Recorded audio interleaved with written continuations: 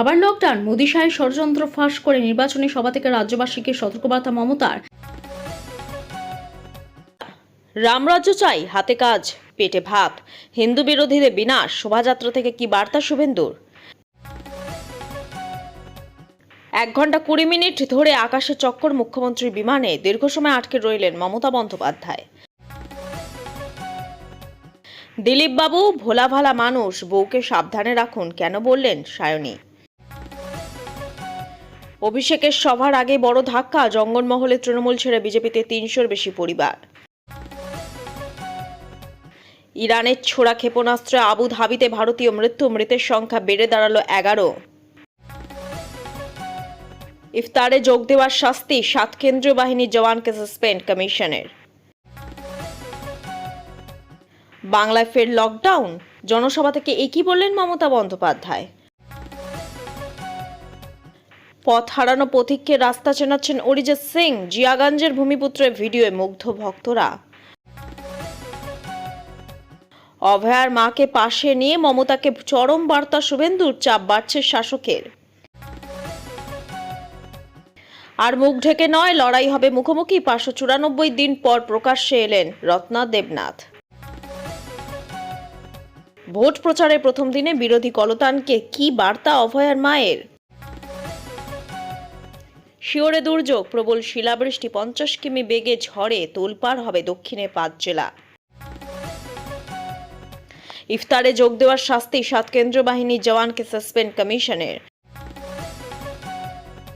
রামরাজ্য চাই, হাতে কাজ পেটে ভাত, হিন্দু বিরোধীদের বিনাশ, শোভাযাত্রা থেকে কি বার্তা শুভেন্দুর? আলু বিকোচ্ছে 12 টাকা কেজি প্রতি, চাষি পাচ্ছেন 1 টাকা, 11 টাকা খাচ্ছে কে? যদি তৃণমূল না থাকে কিছু পাবেন না, কি কি না পাওয়ার কথা বললেন মমতা বন্দ্যোপাধ্যায়। চাষের জমিতে জল দেব কিভাবে, পেট্রোল পাম্পে লম্বা লাইন। এতক্ষণ শুনছিলেন সংবাদ শিরোনাম, এবার আসছে বিস্তারিত খবরে। ভিডিওটি ভালো লাগলে লাইক করুন এবং আমাদের ইউটিউব চ্যানেলটি সাবস্ক্রাইব করুন। ইফতারে যোগ দেওয়ার শাস্তি, 7 কেন্দ্রীয় বাহিনীর জওয়ানকে সাসপেন্ড কমিশনে। পশ্চিমবঙ্গে বিধানসভা নির্বাচনের বেশি দিন বাকি নেই। ইতিমধ্যেই রাজ্যের সব জেলাতেই কেন্দ্রীয় বাহিনীর জওয়ানরা নিরাপত্তার দায়িত্ব গ্রহণ করেছেন। এই আবহে কয়েকদিন আগে মুর্শিদাবাদে কয়েকজন কেন্দ্রীয় বাহিনীর জওয়ান একটি ইফতার অনুষ্ঠানে যোগ দিয়েছিলেন। এই কারণে তাদের বিরুদ্ধে শাস্তিমূলক পদক্ষেপ করল নির্বাচন কমিশন। ধর্মীয় অনুষ্ঠানে যোগদান করায় মোট 7 জওয়ানকে সাসপেন্ড করে তাদের বিরুদ্ধে বিভাগীয় তদন্ত শুরু হয়েছে। এরপরই এই বিষয়ে ফের একবার সতর্ক করে কড়া নির্দেশ দিয়েছে নির্বাচন কমিশন। যে 5 রাজ্যে নির্বাচন রয়েছে সেখানে দায়িত্বে থাকা সীমান্তরক্ষী বাহিনীর সদস্যদের আগেই জানানো হয়েছিল, ভোটের দায়িত্বে থাকা বাহিনীর সদস্যরা শুধুমাত্র নিজেদের বাহিনীর গাড়ি থেকে সরবরাহ করা খাবার, নির্বাচন কমিশন বা জেলা প্রশাসনের দেওয়া খাবারই খেতে পারবেন। এর বাইরে অন্য উৎস থেকে খাবার নেওয়া বা খাওয়া যাবে না। বিশেষ করে কোনো সাধারণ মানুষ বা কোনো রাজনৈতিক দলের তরফে দেওয়া খাবার খেতে পারবেন না তারা। কোনো আতিথেয়তাও গ্রহণ করা যাবে না। কিন্তু মুর্শিদাবাদের ওই 7 জওয়ান নিয়ম না মেনে একটি বিশেষ ধর্মীয় সম্প্রদায়ের অনুষ্ঠানে যোগ দিয়েছিলেন বলে অভিযোগ ওঠে। সেখানে কয়েকজন ব্যক্তির আতিথেয়তা গ্রহণ করেছিলেন তারা।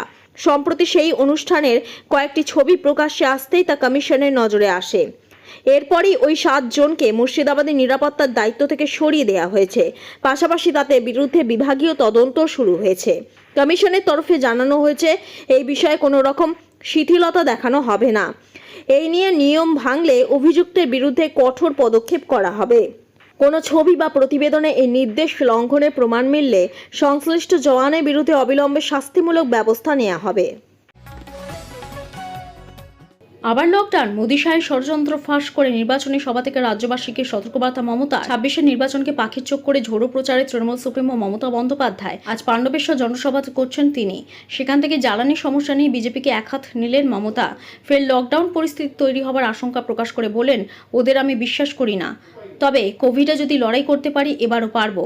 আবার তো শুনছি অ্যালার্টের কথা ভাবছে, লকডাউনের মতো করলে করবে, ওসব নিয়ে ভাবি না। কোভিডে যখন লড়াই করেছি এখনও পারবো। দুয়ারে বিধানসভা নির্বাচন, নিজের এলাকার প্রচারে ঝাঁপিয়েছেন সব দলের প্রার্থীরা। এদিকে রাজ্য জুড়ে ঝুড়ো প্রচার চালাচ্ছেন তৃণমূল সুপ্রিমো মমতা বন্দ্যোপাধ্যায় ও তৃণমূলের সর্বভারতীয় সাধারণ সম্পাদক অভিষেক বন্দ্যোপাধ্যায়। বৃহস্পতিবার পাণ্ডবেশ্বরে জনসভা করেন মমতা বন্দ্যোপাধ্যায়। সেখানে এসআইআর থেকে জ্বালানির সমস্যা সব ইস্যুতে বিজেপিকে তুলোধনা করেন মমতা বন্দ্যোপাধ্যায়। বলেন, কাল দেখলাম গ্যাস বুকিংয়ের সময় কমিয়ে 25 দিন করা হয়েছে। জানি না সত্যি কি না, আমি ওদের বিশ্বাস করি না। 25 দিনে আগে বুকিং করা যাবে না। গ্যাস ফুরিয়ে গেলে মানুষ কি করবে? আবার তো শুনছি অ্যালার্টের কথা ভাবছে, লকডাউনের মতো করলে করবে, ওসব নিয়ে ভাবি না। কোভিডে যখন লড়াই করেছি এখনও পারবো। মনে করিয়ে দিলেন মোদী সরকারের ক্ষমতায় আসার পর কিভাবে তত্তরিয়ে বেড়েছে গ্যাসের দাম। এদিকে ফের এসআইআর এ লক্ষ লক্ষ মানুষের নাম বাদ নিয়ে ফুঁসে ওঠেন মমতা। পেট্রোলের দাম বাড়িয়েছে, আবার অ্যালার্ট করেছে। ওনাদের অ্যালার্ট করার মানে তো আমি বুঝি। লকডাউন টকডাউন করবে কিনা ভাবছে কিনা জানি না।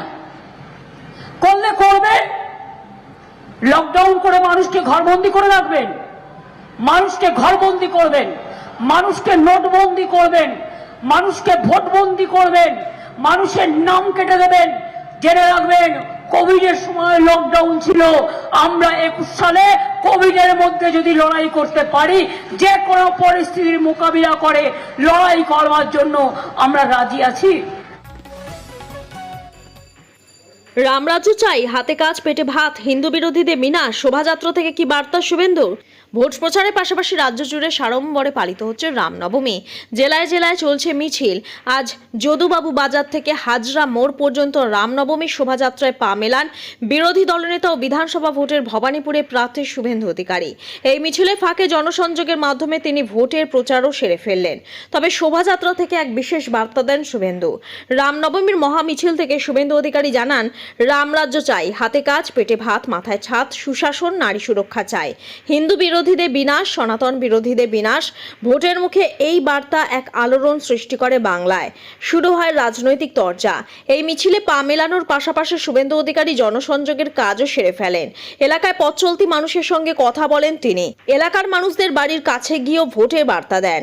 সোমনাথ পণ্ডিত হাসপাতালে রোগীর আত্মীয়দের সাথেও কথা বলেন তিনি। আর মুখ ঢেকে নয়, লড়াই হবে মুখোমুখি। 594 দিন পর প্রকাশ্যে এলেন রত্না দেবনাথ। তার পরিচয় ছিল অভয়ের মা, তিলোত্তমার মা, কিন্তু আর সেই পরিচয় নয়। এবার তিনি পরিচিত হবেন রত্না দেবনাথ নামে। আর তাকে মুখ ঢাকতে হবে না। এবার আদালতের নির্দেশে প্রকাশ্যে এলেন রত্না দেবনাথ। একসময় গোটা রাজ্যের কাছে তার পরিচয় ছিল অভয়ার মা, তিলোত্তমার মা, কিন্তু আর সেই পরিচয় নয়। এবার তিনি পরিচিত হবেন রত্না দেবনাথ নামে। আর তাকে মুখ ঢাকতে হবে না, এবার তিনি প্রকাশ্যে আসবেন। রত্না দেবনাথ পানিহাটি বিধানসভা কেন্দ্রের বিজেপি প্রার্থী। তার প্রতিপক্ষ সিপিএম এর কলতান দাশগুপ্ত, তৃণমূল কংগ্রেসের প্রার্থী তীর্থঙ্কর ঘোষ। বৃহস্পতিবার সাংবাদিকদের মুখোমুখি হয়ে রত্না দেবনাথ জানিয়েছেন, এবার আর মুখ ঢেকে নয়, লড়াই হবে মুখোমুখি। তিনি জানিয়েছেন, সামনে আসার জন্য আদালতের অনুমতি পেয়েছি। তিনি আরও বলেছেন, আদালত নাম প্রকাশেরও অনুমতি দিয়েছে। বিজেপি নেতা শুভেন্দু অধিকারী জানিয়েছেন, অভয়ার বাবা ও মাকে আদালত প্রকাশ্যে আসার অনুমতি দিয়েছে, আর সেই কারণেই নাম প্রকাশ আর মুখ দেখাতে বাধা নেই। অভয়া বাবা জানিয়েছেন, মুখ দেখানোর বিষয় নিয়ে তারা মানবাধিকার কমিশন ও মহিলা কমিশনের দ্বারস্থ হয়েছিলেন। তিনি আরও বলেন, আদালত অনুমতি দিয়েছে নাম আর পরিচয় প্রকাশ করার, আর এই ব্যাপারে তারা স্বইচ্ছায় মুখ দেখাতে চান। আদালতের অর্ডারের কপিও রয়েছে তাদের হাতে। 2024 সালের 9ই আগস্ট কলকাতা আরজিকর মেডিকেল কলেজে এক তরুণী চিকিৎসককে ধর্ষণ করে নির্মমভাবে হত্যা করা হয়। সেই হত্যাকাণ্ডে এখনো পর্যন্ত একজনকে দোষী সাব্যস্ত করা হয়েছে। মেয়েদের হত্যাকারীদের সাজা দিতে রাস্তায় নেমেছিলেন তার বাবা ও মা। অভয়ার মা রত্না দেবনাথ জানিয়েছেন, মেয়ের হত্যাকাণ্ডের বিচার তারা 1.5 বছর পরেও পাননি, আর সেই কারণেই মেয়ের বিচারের দাবিতে এবার তারা ভোট প্রার্থী হয়েছেন। বিজেপি টিকিটে বিধানসভা নির্বাচনে লড়াই করছেন। রত্না দেবনাথ জানিয়েছেন, একটা মাত্র ঘোষ পরিবার গোটা পানিহাটিকে দুর্নীতিতে ডুবিয়ে রেখেছে। পানিহাটির মানুষ তাদের মনের কথাটা বলবে এবার। এদিন অবশ্য তিনি বামপ্রার্থী কলতান দাশগুপ্তকে নিয়ে কিছুই বলেননি। তিনি শুধু বলেছেন, কলতান তার সন্তানের মতো। যদিও একটা সময় রত্নার অভিযোগ ছিল, বামেরা অভয়ার আন্দোলনকে ভুল পথে চালিত করেছে। ইরানের ছোড়া ক্ষেপণাস্ত্রে আবুধাবিতে ভারতীয় মৃতের সংখ্যা বেড়ে দাঁড়ালো 11।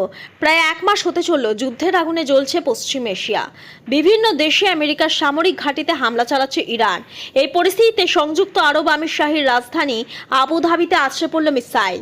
সেই ধ্বংসাবশেষে কাটল এক ভারতীয়র প্রাণ। নিহত পাকিস্তানের এক নাগরিক, আহত হয়েছে জর্ডানের এক নাগরিক। জানা গেছে জর্ডানের বিদেশ মন্ত্রক এই হামলাকে ইরানের হামলা বলে তোপ দেখেছে, নিন্দা করেছে এহেন হামলার। এই নিয়ে ওই দেশে তেহরানের হামলায় 11 জনের মৃত্যু হলো। তাদের মধ্যে রয়েছেন 3 জন আরব সেনাকর্মী। প্রসঙ্গত, ইরানের সঙ্গে ইসরায়েল ও আমেরিকার যুদ্ধ শুরু হওয়ার পর থেকে জ্বালানি অবকাঠামো সহ সংযুক্ত আরব আমিরশাহী জুড়ে ইরানের ড্রোন ও ক্ষেপণাস্ত্র আছড়ে পড়েছে। মৃত্যুর পাশাপাশি বহু নির্মাণ ধ্বংসপ্রাপ্ত হয়েছে। সংযুক্ত আরব আমিরশাহীর রাজধানী আবুধাবিতে আছড়ে পড়ল মিসাইল। সেই ধ্বংসাবশেষে কাটল এক ভারতীয় প্রাণ। নিহত পাকিস্তানেরও এক নাগরিক, আহত হয়েছে জর্ডানের এক নাগরিক।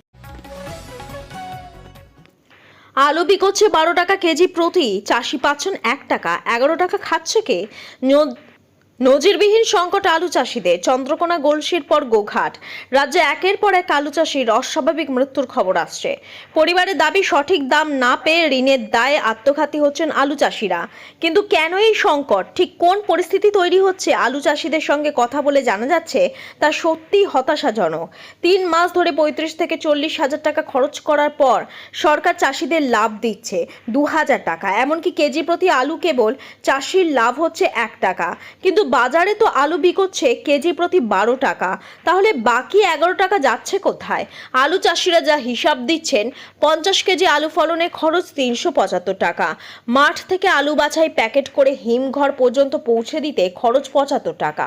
এক বস্তা আলু উৎপাদন এবং হিমঘর পর্যন্ত পৌঁছে দিতে চাষির খরচ পড়ছে 450 টাকা, আর সরকারি সহায়ক মূল্য 475 টাকা। বস্তা প্রতি চাষিদের লাভ 25 টাকা। বিঘা প্রতি লাভ হতে পারে 2000 টাকা। 3 মাস ধরে 35 থেকে 40 হাজার টাকা খরচ করার পর সরকার চাষিদের লাভ দিচ্ছে 2000 টাকা। তাতেই বাড়ছে জটিলতা। এবছর উৎপাদন হয়েছে প্রায় 1.5 কোটি টন আলু, যেখানে চাষির চাহিদা থাকে 60 লক্ষ টন। রাজ্যের সব হিমঘরগুলি মিলিয়ে 82 লক্ষ মেট্রিক টন আলু রাখার ক্ষমতা রয়েছে। সরকার কিনবে 12 লক্ষ মেট্রিক টন আলু। তাহলে প্রশ্ন, বিপুল পরিমাণ আলু যাবে কোথায়? কলকাতার বাজারে আলু বিক্রি হচ্ছে 12 টাকা প্রতি কেজি। কৃষকদের আয় হচ্ছে 1 টাকা প্রতি কেজি। তাহলে প্রশ্ন, 11 টাকা খাচ্ছে কে? সরকার সব জায়গায় এখনো আলু কেনা শুরু করেনি। সরকারের তরফ থেকে এখনো কোনো চেষ্টাও শুরু হয়নি বলে অভিযোগ করছে চাষিরা। যদিও মুখ্যমন্ত্রী মমতা বন্দ্যোপাধ্যায় বক্তব্য, বিভিন্ন জায়গায় প্রতিদিন বৃষ্টি হচ্ছে, অনেক আলু চাষিদের ক্ষতি হয়েছে, চিন্তা করবেন না, কৃষি বীমা করা হয়েছে, শস্য বীমা, সবাই ক্ষতিপূরণ পাবেন, টাকা চাষিদের দিতে হয় না, টাকা দেয় রাজ্য সরকার। যদি তৃণমূল না থাকে কিছু পাবেন না। কি না পাওয়ার কথা বললেন মমতা বন্দ্যোপাধ্যায়। বঙ্গভোটের দামামা বাজতেই ময়দানে নেমে পড়েছেন প্রার্থী সহ হেভিওয়েটরা। জোর কদমে চলছে ভোটের প্রচার।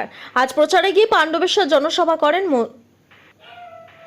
বৃহস্পতিবার প্রচারে গিয়ে পাণ্ডবেশ্বরে জনসভা করেন তৃণমূল সুপ্রিমো মমতা বন্দ্যোপাধ্যায়।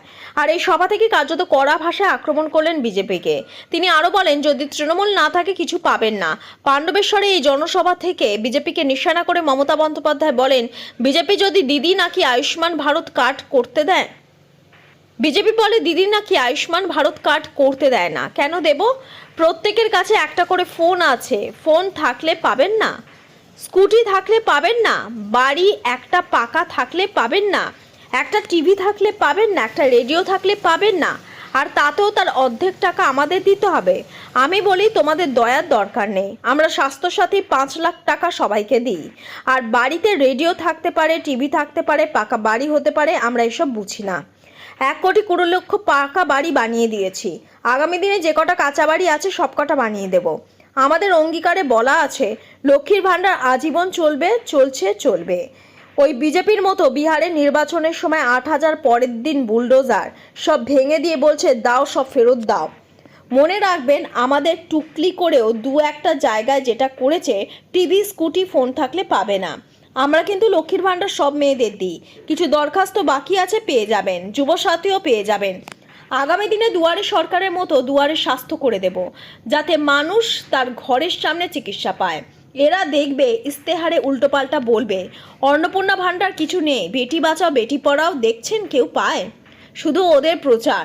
তিনি আরও বলেন, আমাদের কন্যাশ্রী 1 কোটি মেয়ে পায়, আমাদের শিক্ষাশ্রী, ঐক্যশ্রী, রূপশ্রী প্রকল্প, বিনা পয়সায় খাদ্য সাথী, সব ছেলে মেয়েদের সরকারি স্কুলে বিনা পয়সার সাইকেল, বিনা পয়সায় তরুণদের স্বপ্ন ট্যাব বা স্মার্টফোন, বাচ্চাদের বিনা পয়সায় জুতো, বিনা পয়সায় বই, বিনা পয়সায় জামা, মিড ডে মিল থেকে সবটাই আমরা করি।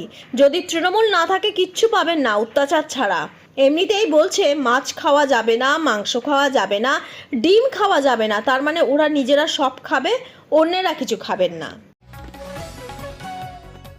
শিওরে দুর্যোগ, প্রবল শিলাবৃষ্টি, 50 কিলোমিটার বেগে ঝড়ে তোলপাড় হবে দক্ষিণে 5 জেলা। উত্তরবঙ্গে ভারী বৃষ্টির সঙ্গে শিলাবৃষ্টির সতর্কতা দিল আবহাওয়া দফতর। কাল ভারী বৃষ্টির সঙ্গে শিলাবৃষ্টির সম্ভাবনা দার্জিলিং, কালিম্পংয়ে। ভারী বৃষ্টির সম্ভাবনা দার্জিলিং, জলপাইগুড়ি ও আলিপুরদুয়ার জেলার কিছু অংশে।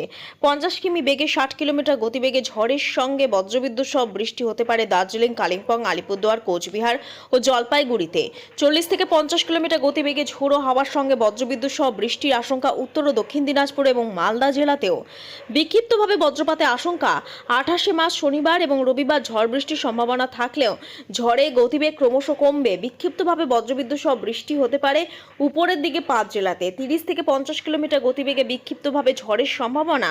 বজ্রবিদ্যুৎ সহ বৃষ্টি হবে দার্জিলিং, কালিম্পং, আলিপুরদুয়ার, কোচবিহার এবং জলপাইগুড়ি জেলাতে। আজ বিক্ষিপ্তভাবে 2-1 জায়গায় বজ্রবিদ্যুৎ সহ হালকা বৃষ্টির সামান্য সম্ভাবনা বেশি থাকবে পুরুলিয়া, বাঁকুড়া, ঝাড়গ্রাম এবং পূর্ব ও পশ্চিম মেদিনীপুর জেলাতে। তাপমাত্রা বাড়তে পারে 2 ডিগ্রি সেলসিয়াস তাপমাত্রা বাড়তে পারে বলে অনুমান আবহাওয়াবিদদের। আজ 5 জেলায় ঝড় বৃষ্টির সঙ্গে কালবৈশাখী সতর্কতা রয়েছে। পুরুলিয়া, বাঁকুড়া, ঝাড়গ্রাম, পশ্চিম মেদিনীপুর এবং পশ্চিম বর্ধমান জেলার কিছু অংশে 50 থেকে 60 কিলোমিটার পর্যন্ত গতিবেগে ঝড়ের সঙ্গে বজ্রপাত ও শিলাবৃষ্টির সম্ভাবনা বেশি। কলকাতা সহ বাকি জেলায় 40 থেকে 50 কিলোমিটার গতিবেগে দমকা ঝোড়ো হাওয়ার সঙ্গে বজ্রবিদ্যুৎ সহ বৃষ্টির সম্ভাবনা। 28 মার্চ শনি ও রবিবার কলকাতা সহ দক্ষিণবঙ্গের সব জেলাতেই ঝড় বৃষ্টির সম্ভাবনা। রবিবার উত্তর ও দক্ষিণ 24 পরগনা, নদিয়া, মুর্শিদাবাদ এই 4 জেলাতে ঝড় বৃষ্টির সম্ভাবনা বেশি থাকবে। 30 থেকে 50 কিলোমিটার গতিবেগে দমকা ঝোড়ো বাতাস বইতে পারে।